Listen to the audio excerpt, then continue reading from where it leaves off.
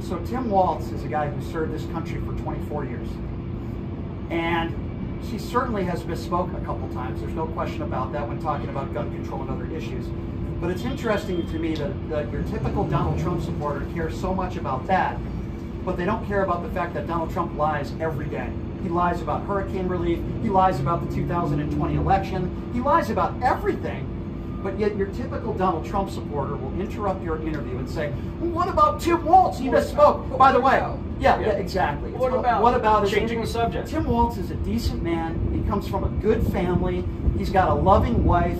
And do you remember what they did to his kid when his kid was crying? Yeah, but that's the kind of guy, all that Donald Trump stuff that I just mentioned, doesn't care about that. How about the fact that Donald Trump was giving Vladimir Putin COVID test kits? Say that too. We're talking again. But that's the kind of guy that won't even mention that, or he's ill-informed. He watches Newsmax all day, and oh my God, Tim Walz said he was in some country where he wasn't. Yeah. They're so angry about that, but they're not angry that Trump still lies about the 2020 election. He lies about hurricane relief, and he sent COVID test kits when we were in big need to Vladimir Putin. But that guy probably doesn't even know that.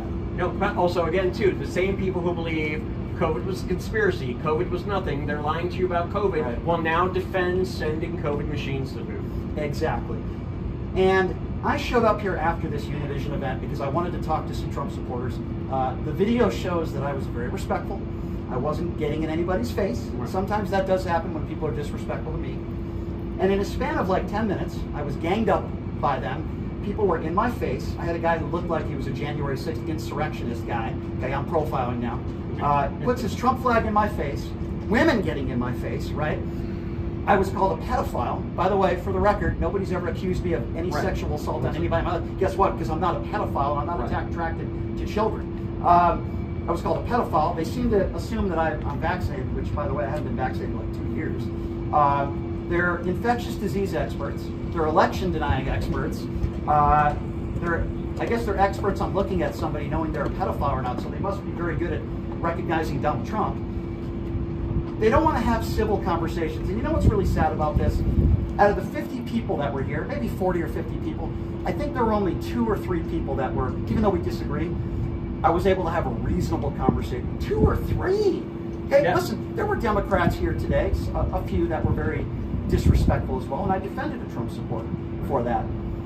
But where do these people come from? Well, it's, you know what, do you feel like, I always feel like it's become team sports. It's like, no matter what, my side's right, your side's wrong, and rather, like, everybody forms an opinion based on, you get evidence, you filter it, you process it, and then you make a conclusion based on the evidence. I told that. But now it's the reverse. Now people have an opinion, and they take the evidence. If it doesn't fit their opinion, they reject it or deny it. So this ignoramus, that's what she was, decked out in all her Trump paraphernalia, says to me, where do you get your information from?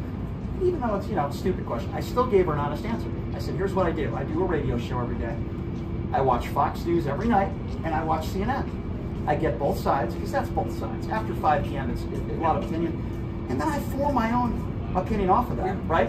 These people don't do that. They don't watch any opposition. They listen to their Sean Hannity and their chipmunk Jesse Waters and Mark Levin and these morons, Laura Ingraham, the racist witch, and they form their opinions and they watch Newsmax all day. That's where they're getting this pedophile stuff from, these conspiracy theories about the election. That's why Fox News was sued for $800 million and they lost, right? I'm not saying I agree with everything they say on CNN either, but I try to listen to both sides when I feel like it's somewhat reasonable, and then I try to form my own conclusion. And my conclusion is that Donald Trump is a danger to democracy. He is too old. I said that about Joe Biden too, by the way. He's not a serious candidate. He's a felon. You can walk into McDonald's if you were Donald Trump and say, hey, I want a job. They would make you fill out a form and they would ask you, are you a convicted felon? Donald Trump couldn't get a job at McDonald's. We want him to be running the world.